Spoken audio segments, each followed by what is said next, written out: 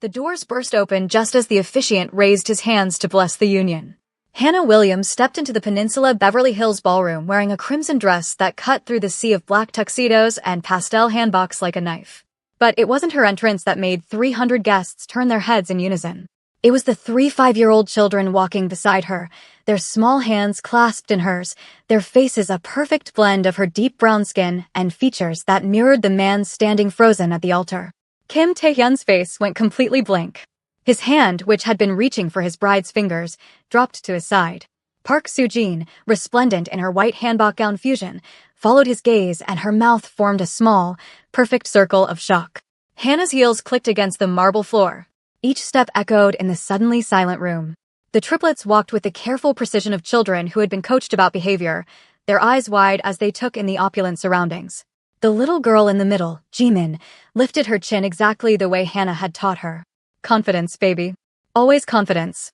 I apologize for the interruption. Hannah's voice carried across the ballroom, steady and clear.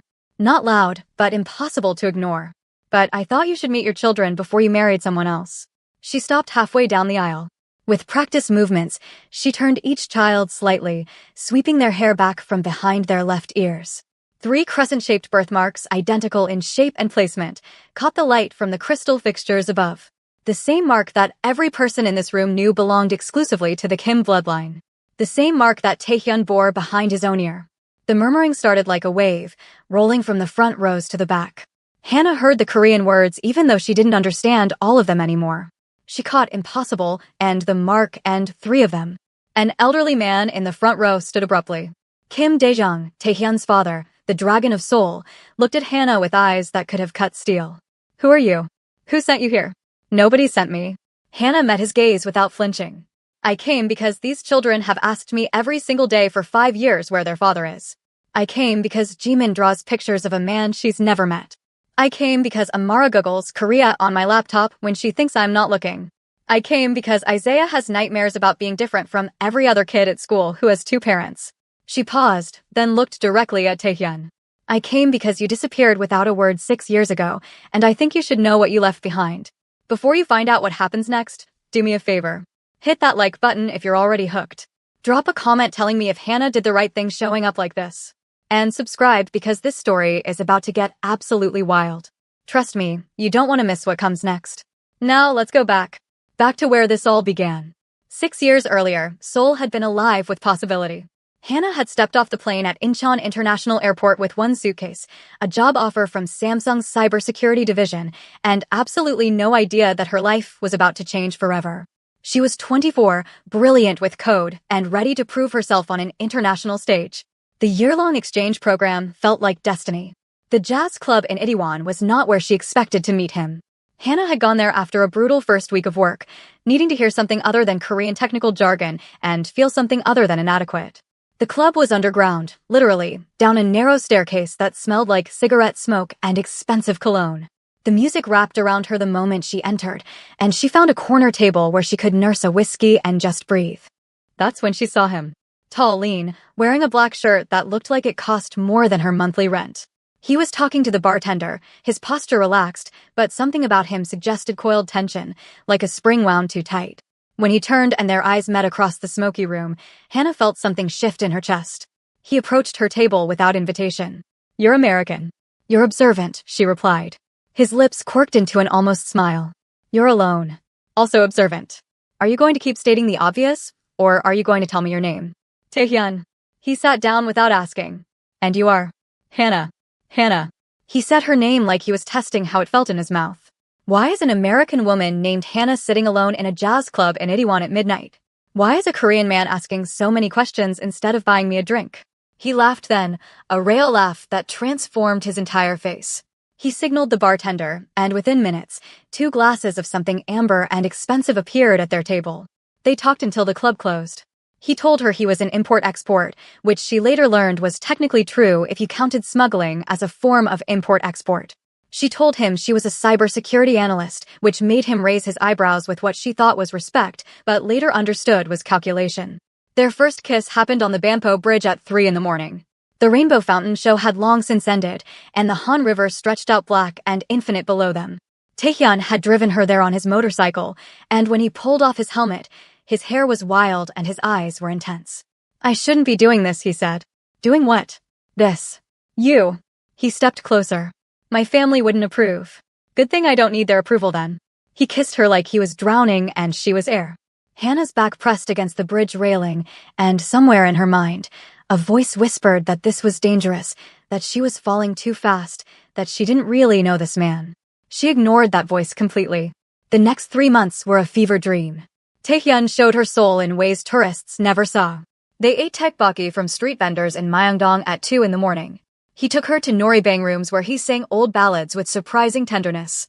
They walked through Bukshin Hanok village when it was empty, and he told her stories about his grandmother who used to live in one of those traditional houses before the family moved to Gangnam. He was careful, though. Always careful. They never went to restaurants where he might be recognized. Never attended events where his family might appear. Hannah noticed, but didn't question it. She told herself he was private, that Korean culture was different, that maybe he wasn't ready to introduce her to his world. The red flags were there. She simply chose to ignore them because being with him felt like finally understanding what all those love songs were about. The night she discovered the birthmark, they were in his apartment. Not his real apartment, she would later learn, but a place he kept for exactly these kinds of situations. She was tracing patterns on his skin, her fingers following the line of his jaw, his neck, behind his ear. That's when she felt it. A raised crescent shape, about the size of her thumbnail. "What's this?" she asked. Taehyun's hand caught hers, gently pulling it away. "A birthmark.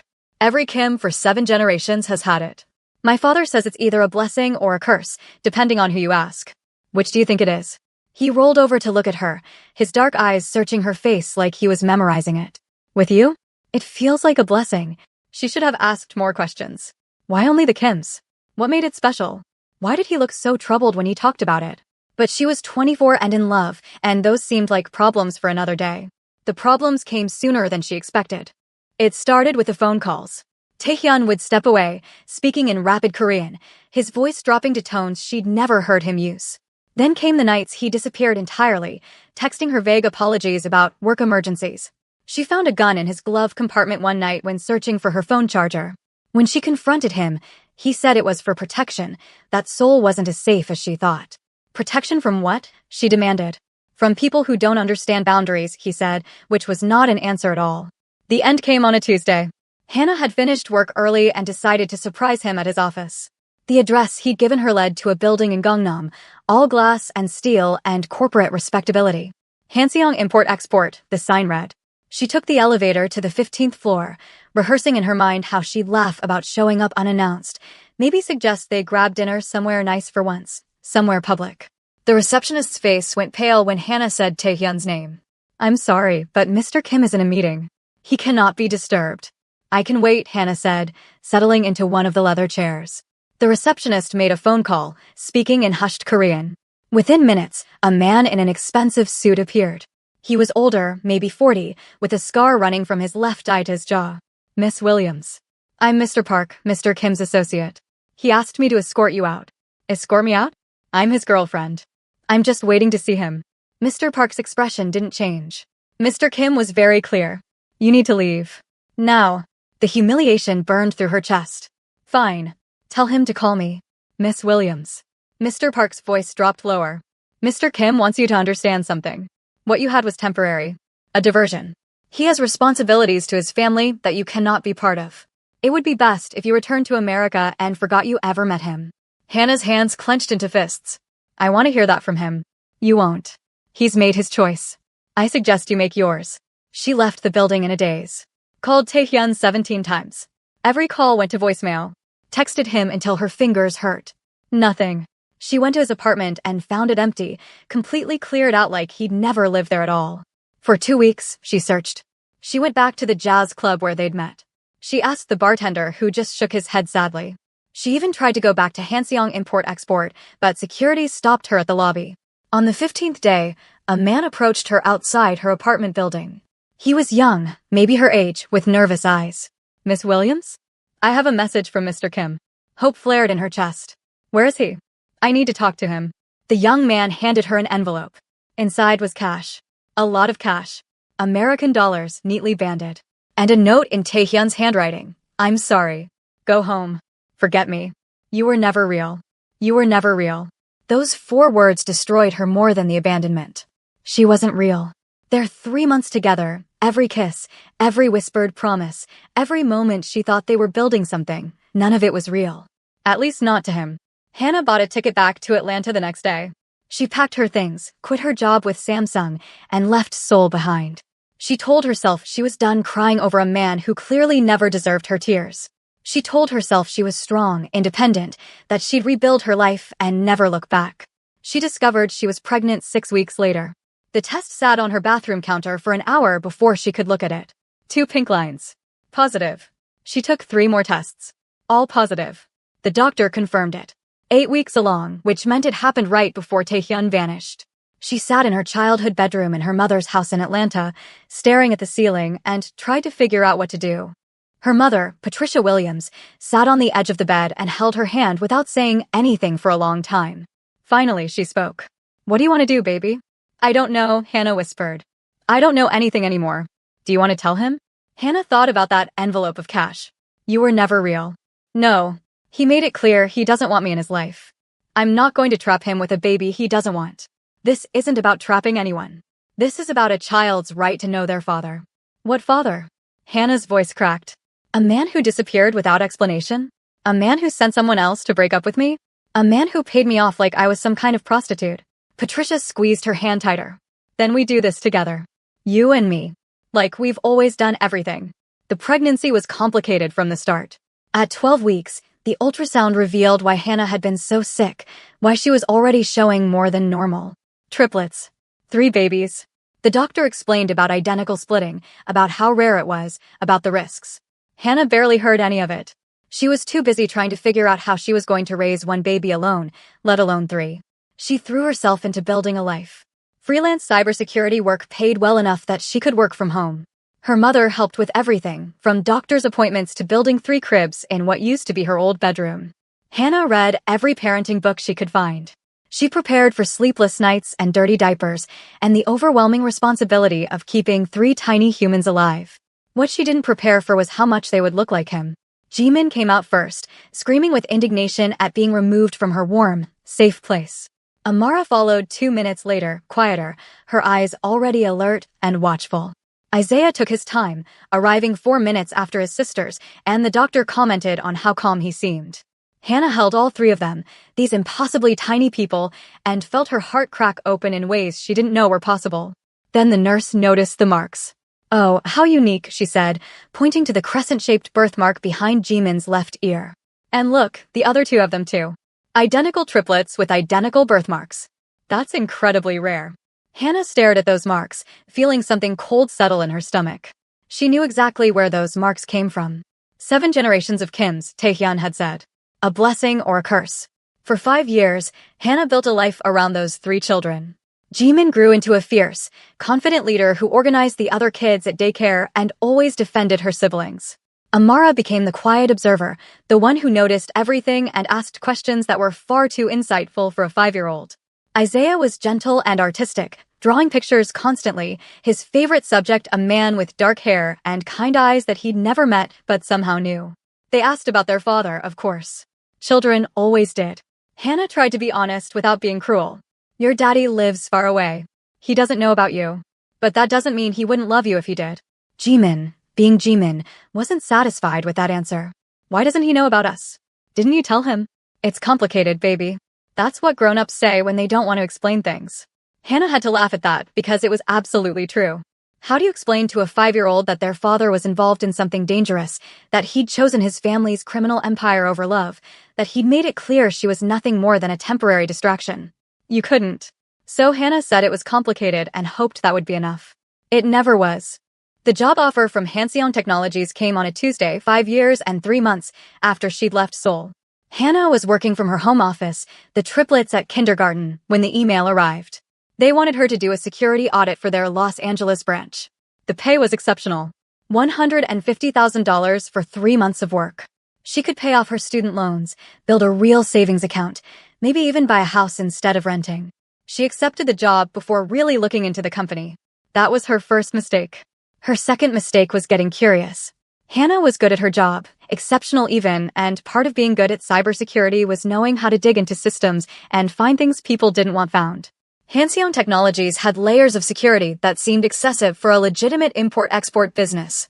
That made her curious. Curious made her careless. She found the financial records first. Money moving in patterns that made no sense for a legal operation. Payments to shell companies in the Cayman Islands. Transactions that were carefully structured to avoid reporting requirements. Then she found the personnel files, and that's when she saw the name Kim Tae-hyun listed as the principal owner. Her hands shook as she clicked deeper into the files. There he was, in a professional photo that was 6 months old. He looked older, harder, his jaw more defined and his eyes colder. But it was definitely him. The man who'd kissed her on the Bampo Bridge. The man who'd told her she wasn't real. The father of her children who didn't even know they existed. She should have closed the laptop. Should have quit the job. Should have done anything except what she did next, which was search for more information about Kim Tae-hyun. What she found made her blood run cold. Articles in Korean newspapers about gang violence in Seoul. References to the Kim family's control over certain territories. And then, buried in a private server that she really shouldn't have been able to access, she found the wedding announcement. Kim Tae-hyun was getting married. To Park Soo-jin, daughter of Park Dong-wook, head of the Park family organization. The wedding was scheduled for Saturday, 3 weeks away, at the Peninsula Beverly Hills. It was being called a historic alliance between two of the most powerful Korean crime families in America. Hannah stared at that announcement for 2 hours. She looked at the photo of Soo-jin, beautiful and elegant in a traditional hanbok, smiling at the camera with perfect confidence. Then she walked upstairs to where the triplets were sleeping. Jimin had kicked off her blankets as usual, sprawled across her bed like a starfish. Amara slept curled into a tight ball, her stuffed rabbit clutched to her chest. Isaiah had fallen asleep with crayons still in his hand, a half-finished drawing on the pillow beside him. Hannah picked up the drawing and felt her breath catch. It was a family. A woman with brown skin and curly hair. 3 children holding hands. And a man, tall and dark-haired, standing slightly apart from them but looking at them with an expression Isaiah had somehow captured despite his limited artistic skills. Longing.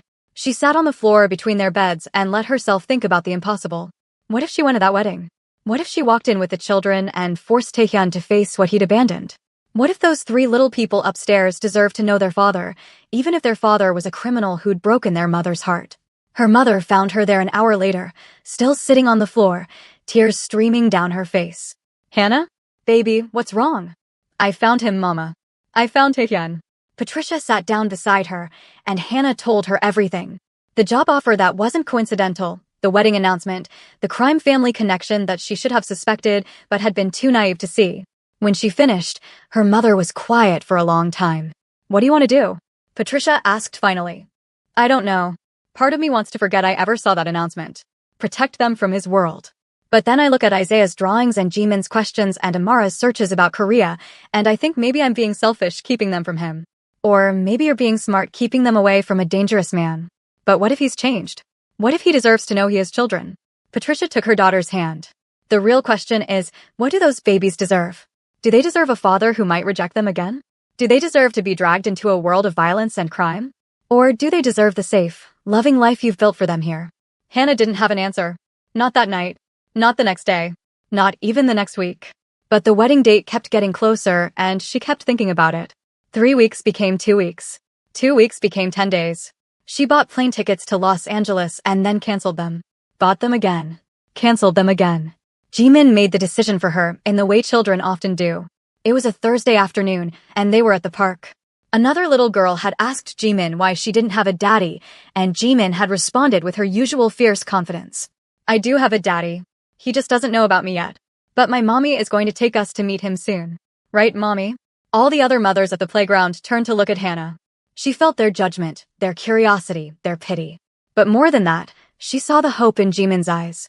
The absolute certainty that her mother would make this right, that somehow they would find this mysterious father who existed in stories and imagination. Right, baby? Hannah heard herself say. We're going to meet him very soon. That night, she bought the plane tickets one more time. She didn't cancel them. Instead, she went shopping. If she was going to crash a wedding, she was going to do it right. The red dress cost more than she'd ever spent on a single piece of clothing. It was bold, unapologetic, impossible to ignore. Exactly what she needed. For the children, she found traditional Korean-inspired outfits. Not full hanboks, which felt like appropriation, but modern interpretations that honored their heritage. Jimin's was deep blue with gold embroidery. Amara's was soft purple with silver details. Isaiah's was black with white accents. When she showed them the outfits, their faces lit up. "Are we going somewhere special?" Amara asked, running her small hands over the silk fabric. "Very special," Hannah said. "We're going to Los Angeles. And we're going to meet some people who are very important." "Is one of them our daddy?" Isaiah asked, in that direct way he had of cutting through pretense. Hannah knelt down so she was eye level with all three of them. "Yes, one of them is your daddy. But I need you to understand something. He doesn't know about you. When I knew him, you weren't born yet. So this is going to be a surprise for him." "A good surprise?" Jimin asked. "I hope so, baby. I really hope so. But even if it's not, I need you to know that none of this is your fault. You three are the best things that ever happened to me. If your daddy doesn't see how amazing you are, that's his problem, not yours." They practiced their entrance. How to walk with confidence. How to hold their heads up. How to not be afraid of rooms full of strangers. Hannah felt like she was preparing them for battle, which maybe she was. The Kim family wasn't going to welcome them with open arms. Park Soo-jin wasn't going to be happy about the interruption. There was a very real possibility that this would go catastrophically wrong. But she'd made her choice. The tickets were non-refundable now, both literally and metaphorically. The flight to Los Angeles was surreal. The triplets were excited about flying, pressing their faces to the window and exclaiming over clouds and tiny cars below. Hannah felt nauseous the entire time, though whether from nerves or turbulence, she couldn't tell. She'd memorized the wedding details. Ceremony at 4 in the afternoon. Reception to follow. Security would be tight, but she'd already hacked into their system and added herself to the secondary vendor list. Her cybersecurity skills were finally paying off in the worst possible way.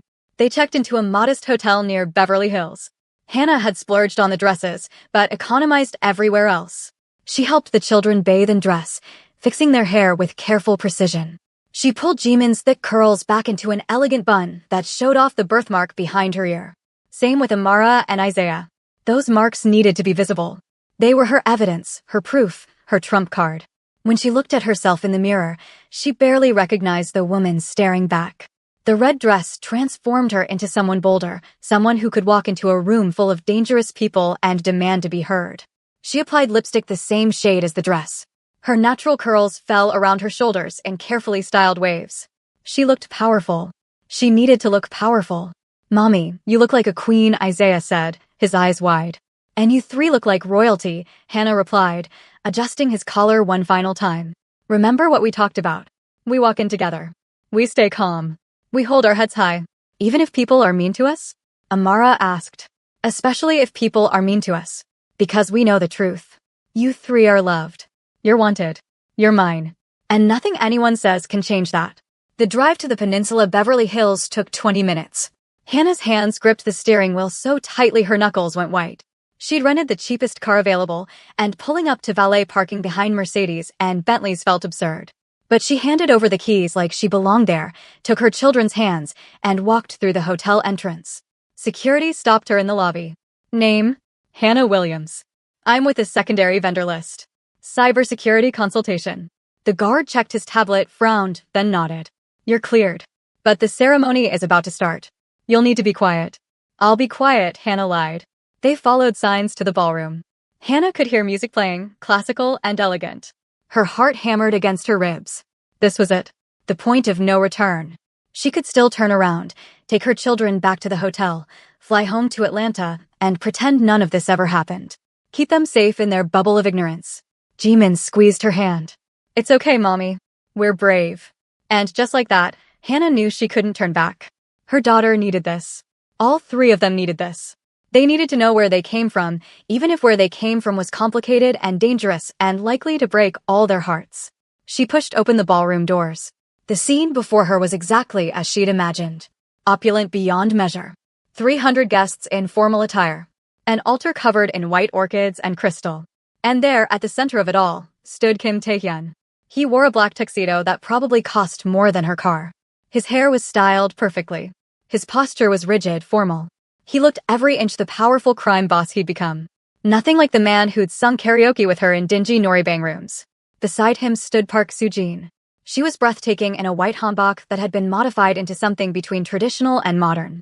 Her makeup was flawless. Her smile was serene. She looked like exactly the kind of woman who should marry a man like Taehyun. Polished. Appropriate. From the right world. The officiant was mid-sentence when Hannah's heels clicked against the marble floor. The sound echoed. Heads turned. The music stuttered to a stop. And then there was silence. Complete, absolute silence. Hannah walked forward, her children beside her, every eye in the room tracking their movement. She made it halfway down the aisle before she stopped. Close enough to be seen clearly. Close enough that there could be no mistaking who she was or what she'd brought with her. I apologize for the interruption, she said, her voice carrying across the ballroom without effort. But I thought you should meet your children before you married someone else. She turned Jimin first, sweeping her daughter's hair back to reveal the crescent birthmark. Then Amara. Then Isaiah. 3 identical marks. 3 undeniable pieces of evidence. 3 children who had his eyes, his bone structure, his genetic legacy written across their skin. Taehyun's face went blank. Not angry. Not shocked. Just completely, utterly blank, like his brain had stopped processing information. His hand, which had been reaching for Sujin's, fell to his side. He stared at the children like he was seeing ghosts. An elderly man in the front row stood up so fast his chair tipped backward. Kim Dae-young. Hannah recognized him from the photos she'd found in her research. The Dragon of Seoul. Taehyun's father. His face was twisted with rage. Who are you? He demanded in accented English. Who sent you here? Nobody sent me, Hannah replied, meeting his gaze without flinching. She'd come this far. She wasn't backing down now. I came because these children have asked me every single day for 5 years where their father is. I came because Jimin draws pictures of a man she's never met. I came because Amara googles Korea on my laptop when she thinks I'm not looking. I came because Isaiah has nightmares about being different from every other kid at school who has 2 parents. She paused, then looked directly at Taehyun. His face was still blank, but she saw something flicker in his eyes. Recognition maybe. Or horror. She couldn't tell which. I came because you disappeared without a word 6 years ago in Seoul, and I think you should know what you left behind when you told me I wasn't real. That got a reaction. Taehyun flinched like she'd slapped him. Sujin's perfect composure cracked slightly, her eyes narrowing as she looked between Hannah and her almost husband. A woman from Park Sujin's side of the room stood up. She was elegant and cold, wearing a dove-gray hanbok, an expression that could freeze fire. This is an insult to our family. Guards, remove this woman and her children immediately. Touch them and I scream, Hannah said flatly. I scream and I tell everyone in this room exactly what Kim Taehyun was doing in Seoul 6 years ago when he was supposed to be learning the family business. I tell them about the American woman he kept secret. I tell them how he vanished without explanation, leaving me pregnant and alone in a foreign country. You're lying, Kim Dae-jung said, but his voice lacked conviction. He was staring at the birthmarks. Everyone was staring at the birthmarks. DNA test, someone called from the crowd. Test them. The mark could be fake. Do it, Hannah said immediately. Test them right now. I'll wait. What do you think happens next? Do you think Taehyun will accept his children or deny them? Drop your thoughts in the comments and don't forget to tell me where in the world you are watching from. Taehyun finally moved. He stepped down from the altar, his movements mechanical, like someone had programmed him to walk. He crossed the distance between them slowly, and Hannah instinctively pulled her children closer. She'd imagined this moment 1,000 times, but none of her imaginings had prepared her for the reality of watching him approach them, his face still unreadable. He stopped 3 feet away. His eyes moved from Jimin to Amara to Isaiah, cataloging every detail. Hannah watched him see it, the recognition dawning in increments. Jimin had his nose. Amara had his bone structure. Isaiah had the exact shape of his eyes. And all 3 had that damned birthmark. How old are they? His voice came out rough, barely above a whisper. 5. They turned 5 in March. She watched him do the math. 6 years since Seoul. 9 months of pregnancy. 5 years of life. The timeline was irrefutable. You never told me. It wasn't a question. It was an accusation. Hannah felt rage bubble up in her chest, hot and sharp. I never told you? You sent someone to pay me off. You had your assistant tell me I wasn't real. You vanished like I meant nothing. Exactly when was I supposed to tell you? Before or after you made it clear you wanted nothing to do with me? I was protecting you, Taehyun said, and now there was emotion in his voice. Anguish. My father found out about us. He said if I didn't end it, you'd be killed. I left to save your life. How noble, Hannah said bitterly. You saved my life and destroyed it at the same time. Did it ever occur to you to explain that? To give me a choice? Or did you just assume I was too weak to handle the truth? Before Taehyun could respond, Jimin stepped forward. She looked up at him with the fearless confidence that made her who she was. Are you our daddy? The question hung in the air. Every person in that ballroom seemed to hold their breath. Taehyun knelt down so he was eye level with his daughter. Up close, the resemblance was even more striking. They had the same determined set to their jaw. Yes, he said quietly. I think I am. Where have you been? Jimin demanded. Mommy said you lived far away, but Los Angeles isn't that far from Atlanta. We could have visited. I didn't know you existed, sweetheart. If I had known, I would have come for you. Do you promise? I promise. Jimin studied him with the suspicious intensity of a child who'd been disappointed before. Then, apparently satisfied with what she saw, she nodded. Okay, you can be our daddy. But you have to be nice to Mommy. She cries sometimes at night when she thinks we're sleeping. Hannah's face burned with embarrassment, but Taehyun's expression crumbled. He looked up at her, and she saw genuine pain in his eyes. Hannah, I'm so sorry. I thought I was doing the right thing. Well, you weren't, she said, but her voice lacked the venom from before. Watching him with their children was doing something to her resolve, wearing down the walls she'd spent 5 years building. We need to settle this properly, Kim Dae-jung interrupted, his voice cutting through the moment like a blade. DNA test. Immediately. I have a lab on retainer. They can have results in 2 hours. Fine, Hannah said. Test them. Test all 3. Hell, test me too if you want. I have nothing to hide. A man in a suit appeared with a DNA testing kit. He swabbed the inside of each child's cheek, then Taehyun's. The triplets were fascinated by the process, asking questions about what the swabs were for and how DNA worked. The technician looked completely overwhelmed by their curiosity. Results in 90 minutes, the technician said, packing up his kit. I'll rush the analysis. Everyone will wait here, Kim Dae-jung announced. No one leaves until we have answers. The guests settled into uncomfortable silence. Servers appeared with drinks and appetizers, turning the wedding ceremony into the world's most awkward cocktail party. Hannah felt the weight of 300 stares. People were whispering, pointing, speculating. She held her head high and refused to show weakness, even though inside she was terrified. A woman approached them. Park Soo-jin, the bride who was supposed to be married by now. She studied Hannah with cool appraisal, and Hannah prepared herself for confrontation. Instead, Soo-jin surprised her. Your dress is beautiful, Soo-jin said in perfect English. That shade of red takes courage to wear. So does white to a wedding that might not happen, Hannah replied. Soo-jin's lips quirked into something that wasn't quite a smile. Fair point. Can we talk? Privately? Hannah glanced at Taehyun, who was sitting on the floor with the triplets, letting them examine his tuxedo buttons. He nodded. I'll watch them. Go. Soo-jin led Hannah to a small antechamber off the main ballroom. Once the door closed, cutting off the noise of the crowd, Soo-jin's composure cracked slightly. She leaned against the wall and let out a long breath. I knew about you, she said. Hannah's stomach dropped. What? I knew about the American woman from Seoul. I hired a private investigator 6 months ago because I needed to know who I was marrying. He found records of Taehyun's time there. Found your name. Found photos of you two together. I knew he'd love someone before me. Then why did you agree to marry him? Soo-jin's laugh was hollow. Because love has nothing to do with marriages like ours. This wedding was about alliance. About uniting 2 families to prevent a war. I didn't need Taehyun to love me. I just needed him to honor our agreement. And now? Now everything is complicated. Soo-jin pushed off the wall and paced the small room. 3 children with the Kim birthmark. Do you know what that means in our world? That mark is sacred. It's proof of legitimate bloodline. Those children are heirs. I don't want them involved in your world, Hannah said firmly. I came here so they could meet their father. Not so they could become pawns in some crime family power struggle. What you want stopped mattering the moment you walked through those doors, Soo-jin said, not unkindly. You've put them in play whether you intended to or not. My father's allies are already calculating what this means for the alliance. Taehyun's enemies are already wondering how they can use those children as leverage.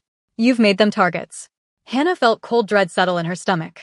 If you are still here with me, besties, please like, subscribe, and share with your friends and family. It truly brings stories like this to life. I didn't think, Hannah whispered. I just wanted them to know their father. I wanted him to see what he'd missed. I understand that. I do. Soo-jin's expression softened slightly. But understanding doesn't change reality. Those children are in danger now. The moment everyone in that ballroom saw those birthmarks, they became valuable. And in our world, valuable things get stolen or destroyed. What should I do? That depends. Do you want to run and hope they never find you? Or do you want to accept that your children are part of this world now and learn how to protect them within it? Before Hannah could answer, the door burst open. A man in a black suit, breathing hard, looked at Sujin with urgency. Mississippi Park, you need to come now. There's been a development. They hurried back to the ballroom. The atmosphere had changed. People were standing in tight clusters, talking in urgent whispers. Hannah immediately looked for her children and found them still with Taehyun, but now surrounded by several men in suits who were clearly security. Taehyun saw her and stood, his face grim. What happened? Hannah demanded. Someone leaked this to the press, Taehyun said. Photos of you and the children are already online. Korean news sites are running the story. Kim Air's secret children crash wedding. It's everywhere. Hannah felt the room spin. How? We've been here less than an hour. Someone in this room wanted this public, Kim Dae-jung said, appearing beside them. His rage had cooled into something more dangerous, calculation. Someone wants to destabilize our family. They saw an opportunity and took it. An older woman approached, elegant and composed despite the chaos. She had silver hair pulled into an intricate bun and eyes that seemed to see through people. May I? She asked, gesturing toward the children. Who are you? Hannah asked, protective instinct flaring. Madam Choi. I've advised the Kim family for 40 years. She knelt gracefully in front of the triplets, studying each of them carefully. When she saw the birthmarks, she went very still. 3 stars, she whispered. Born to the rightful heir. The prophecy is real. What prophecy? Hannah asked, though part of her wasn't sure she wanted to know. Madam Choi stood slowly, her gaze distant. 7 generations ago, a shaman told the Kim family that when 3 stars bearing the mark were born to the rightful heir, the family would face its greatest test. The stars would either unite the kingdoms or burn them to ash. We thought it was myth. Superstition. But here they are. 3 children. 3 birthmarks. Born to Taehyun, the rightful heir. That's insane, Hannah said. They're children, not some mystical prophecy.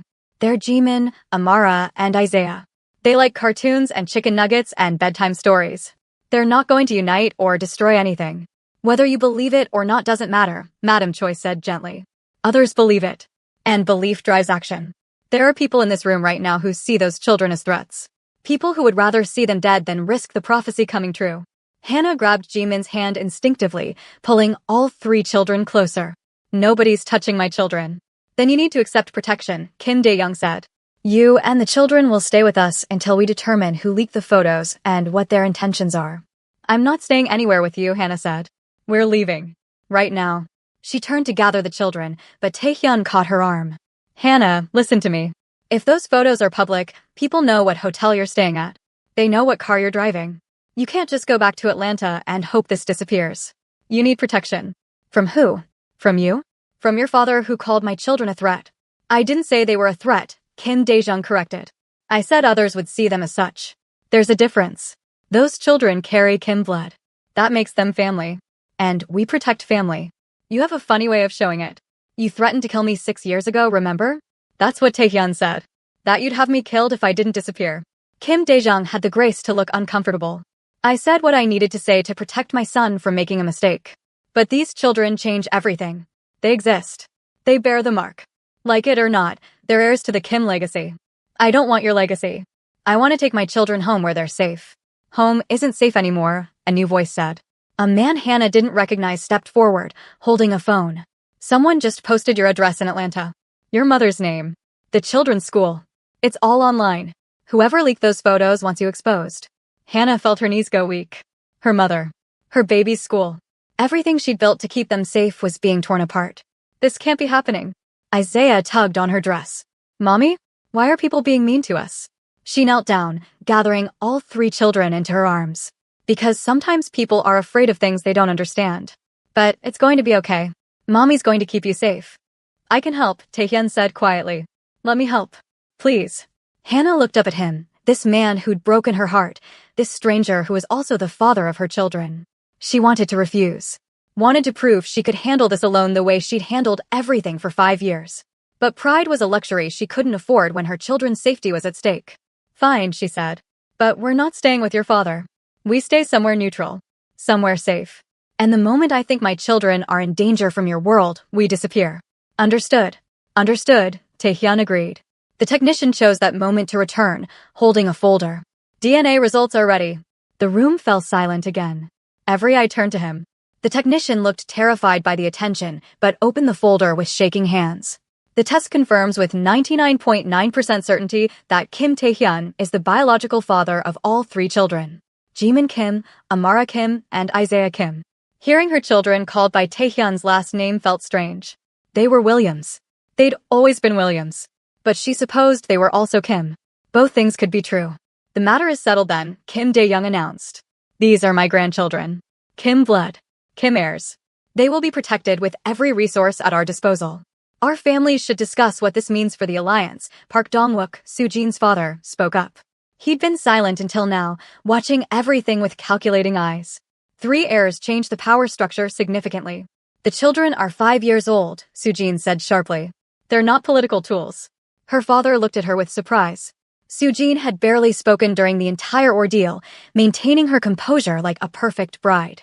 Now she stepped forward, positioning herself beside Hannah in a gesture that was clearly protective.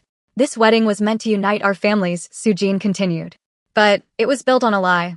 Taehyun's heart was never mine to claim. It belonged to her. She gestured to Hannah. And now he has children. 3 children who deserve better than to become bargaining chips in our family politics. Park Dong-wook's face darkened. Soo-jin, we will discuss this privately. No, father. We'll discuss it now. I don't want this marriage. I never did. I agreed because you asked me to, because it was my duty. But I won't stand here and watch children be treated as commodities. Cancel the wedding. Find another way to secure your alliance. The ballroom erupted in whispers. Park Dong-wook looked like he wanted to argue, but Soo-jin's expression was resolute. She'd made her choice, and there would be no changing her mind. Taehyun looked at Soo-jin with something like respect. Thank you. Don't thank me. I'm not doing this for you. I'm doing this because it's right. Soo-jin turned to Hannah. Take care of those children. And if you're smart, you'll leave Los Angeles tonight and never look back. We're working on it, Hannah said.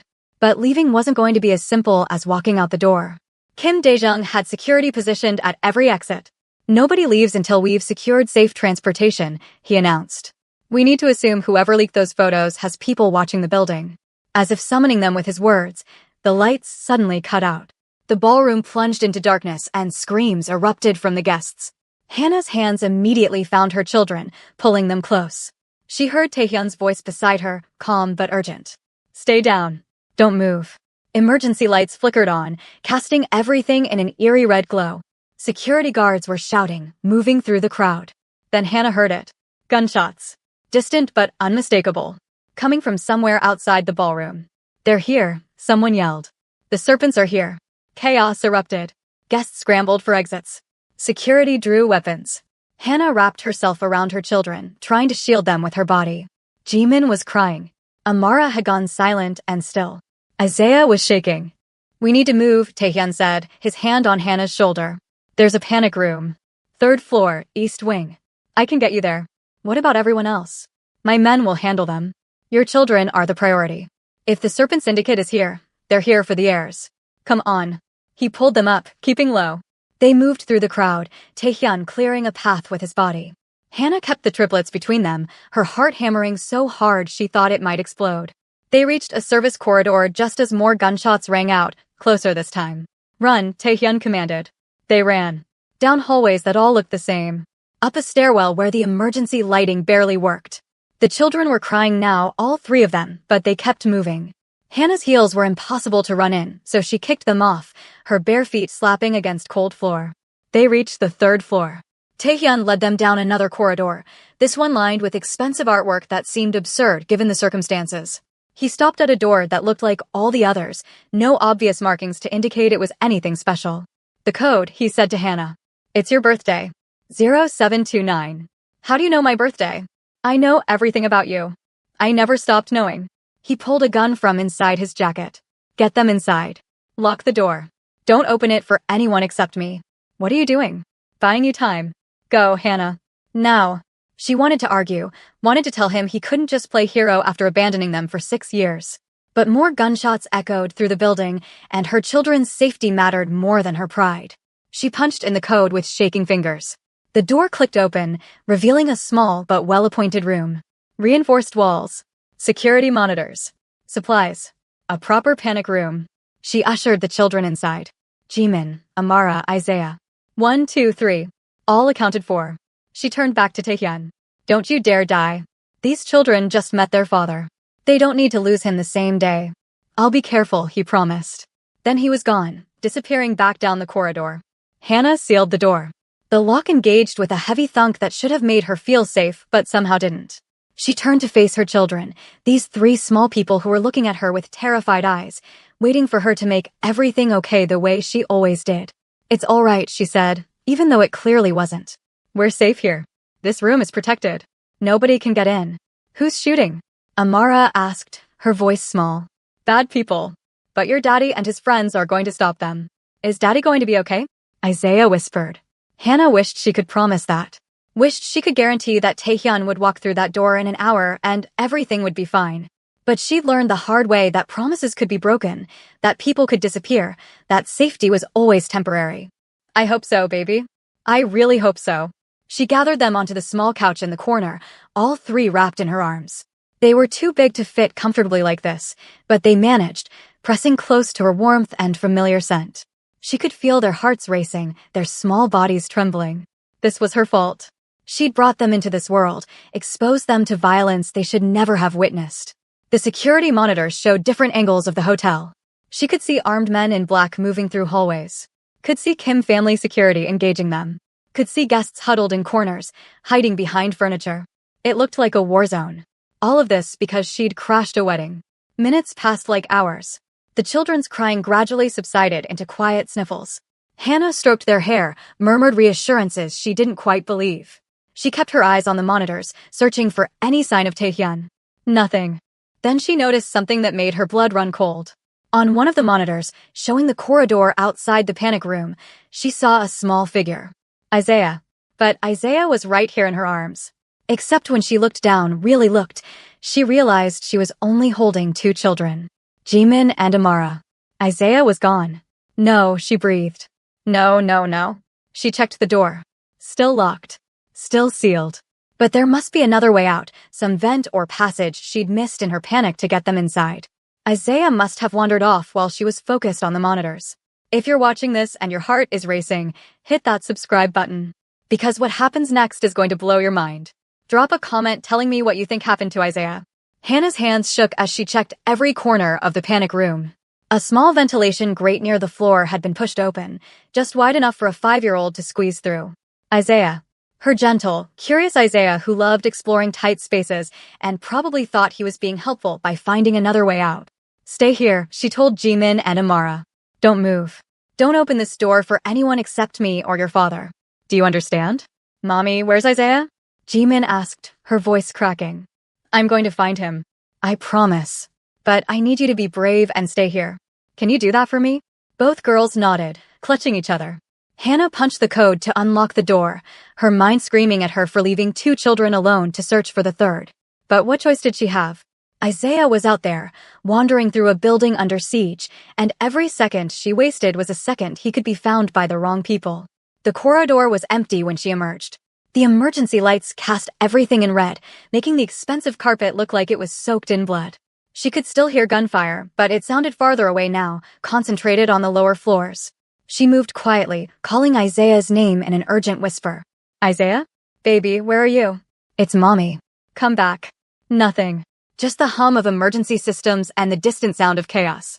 She checked each door, each alcove, growing more desperate with every empty space. How far could a 5-year-old get in just a few minutes? How had she not noticed him leaving? Then she heard it. A child's voice, frightened but trying to be brave. I don't know you. My mommy said not to talk to strangers. Hannah ran toward the sound, rounding a corner to see Isaiah standing in the middle of the hallway. He wasn't alone. A man knelt in front of him, and even from behind, Hannah recognized the expensive suit, the authoritative posture. Kim Dae-young. Isaiah. Hannah shouted, racing forward. Kim Dae-young stood slowly, keeping himself between Hannah and the child. When he turned, his expression was unreadable. He came out of the ventilation system. Clever boy. Resourceful. Like his father. Give me my son, Hannah demanded, trying to push past him. I'm not keeping him from you. I was protecting him. There are still intruders in the building. He stepped aside, and Isaiah immediately ran to Hannah, throwing his arms around her waist. I'm sorry, Mommy. I wanted to help. I thought maybe I could find another way out for us. Hannah knelt down, checking him over frantically. No injuries. No blood. Just her scared little boy trying to be helpful in the worst possible way. Don't ever do that again. Do you hear me? Never. I'm sorry, Isaiah said again, tears streaming down his face. Kim Dae-jung watched them with an expression that might have been regret. He has courage. And intelligence. Those are valuable traits in our world. He's 5, Hannah snapped. He's not part of your world. None of them are. They are now. Whether you accept it or not. He pulled out a phone, speaking rapid Korean into it. Then to Hannah, my men have secured the building. The serpents have retreated. It's safe to move the children. How do I know you're telling the truth? How do I know this wasn't all part of some plan to get control of them? Kim Dae-jung's eyes hardened. If I wanted control of your children, I would simply take it. I don't need elaborate schemes. But despite what you think of me, I'm not a monster. They're my blood. My grandchildren. I will protect them with everything I have. The way you protected me 6 years ago? By threatening to kill me. I did what I thought was necessary to keep my son safe. I was wrong. I see that now.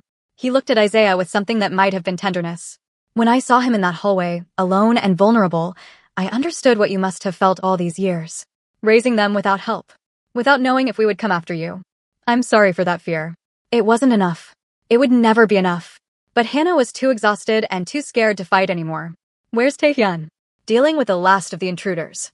He'll meet us at the extraction point. Kim Dae-jung started walking, clearly expecting them to follow. Come. We need to get you all somewhere secure. Hannah picked up Isaiah and followed, hating that she had no choice. They went back to the panic room where Jimin and Amara were exactly where she'd left them, holding each other and crying quietly.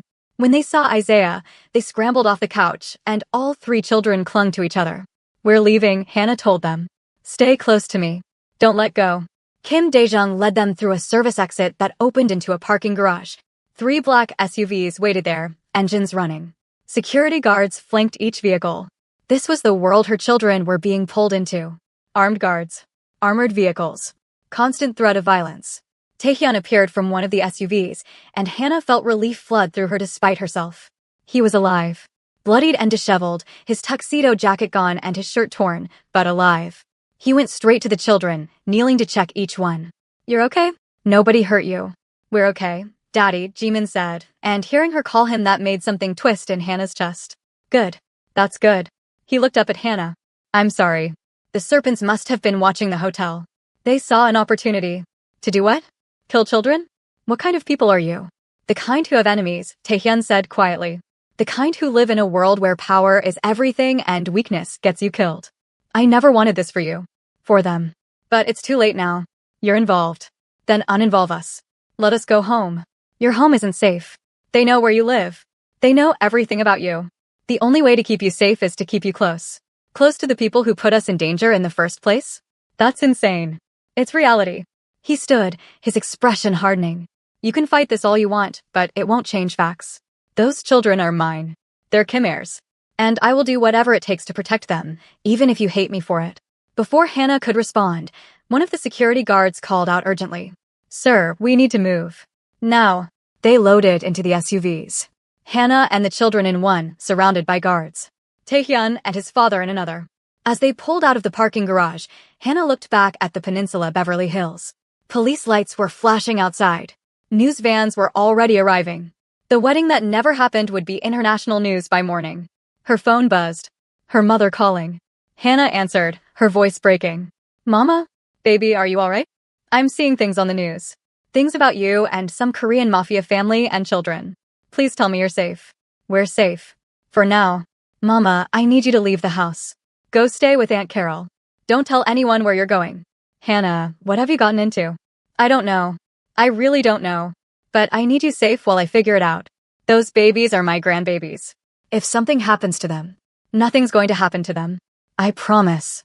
Another promise she wasn't sure she could keep. The SUV drove through Los Angeles in silence. Jimin had fallen asleep against Hannah's shoulder, exhausted from fear and adrenaline.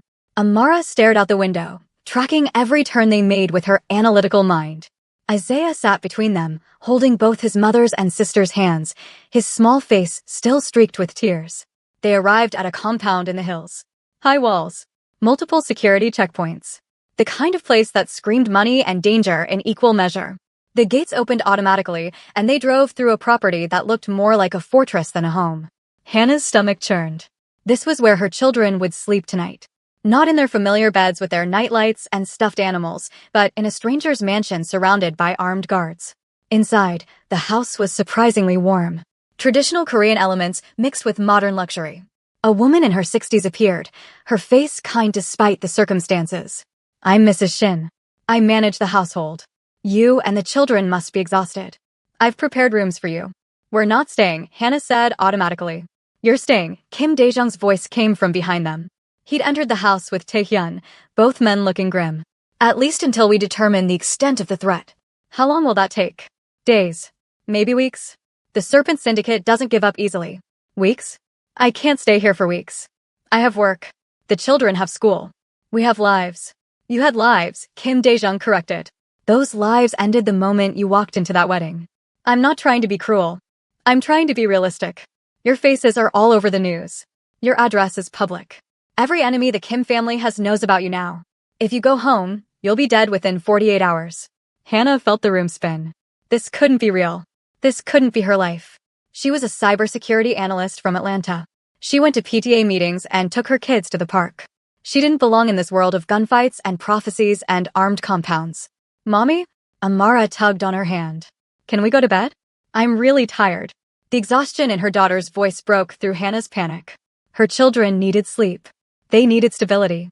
Whatever was happening, whatever impossibility she'd walked into, could wait until morning. "Yes, baby. Let's get you to bed." Mrs. Shin led them upstairs to a suite of rooms that were bigger than Hannah's entire apartment. 3 bedrooms connected by a common area, each one decorated in soft colors with comfortable furniture. Someone had already brought in children's pajamas, toothbrushes, everything they might need. The efficiency was impressive and disturbing in equal measure. Hannah helped each child change and brush their teeth. They were moving like zombies, too tired to process everything that had happened. She tucked Jimin into one bed, Amara into another. But when she tried to put Isaiah in the 3rd bedroom, he clung to her. "Don't leave me alone. Please, Mommy. I'm not leaving. I'll be right here in the common area." "No. Stay with me. What if the bad people come back?" So Hannah lay down beside her son, and within minutes, both Jimin and Amara had crept into the same bed, all of them piling together the way they used to when they were babies. She held all 3, stroking their hair, singing softly until their breathing evened out into sleep. Only then did she let herself cry. Silent tears that soaked into the expensive pillowcase. She'd come to Los Angeles to give her children a father. Instead, she'd given them a target on their backs. How could she have been so stupid? So naive? She'd thought Taehyun was just a man who'd broken her heart. She hadn't realized he was a bomb waiting to explode, and she'd walked her children straight into the blast radius. A soft knock on the door. Taehyun stood in the doorway, still in his torn shirt, looking as exhausted as she felt. "Can we talk?"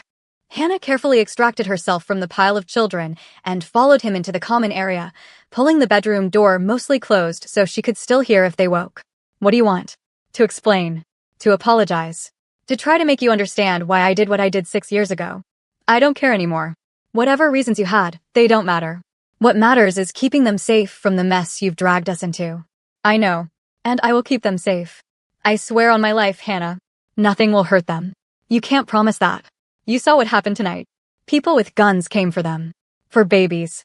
They came for the prophecy. For what my children represent." Taehyun ran a hand through his hair. "Madam Choi wasn't exaggerating.